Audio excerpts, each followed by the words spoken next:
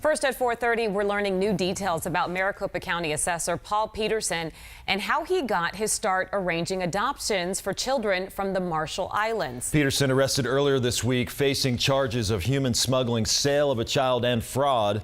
This all stemming from an alleged adoption scheme. He would bring pregnant women to the U.S. from the Marshall Islands and give their babies up for adoption. He was paid about $35,000 per adoption. Team 12's Joe Dana has been investigating and put together this timeline dating back decades.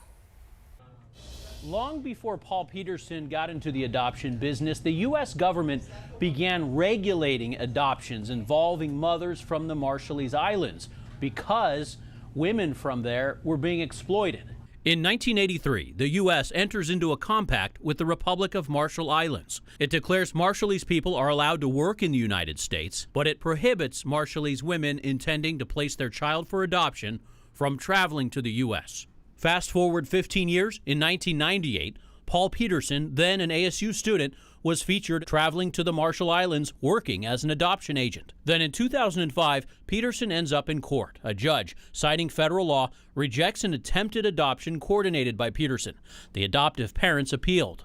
In 2007, an Arizona appeals court judge reversed the lower court ruling, saying the adoption should remain intact. In 2014, Petersen gets into politics, appointed as Maricopa County Assessor and later winning re-election.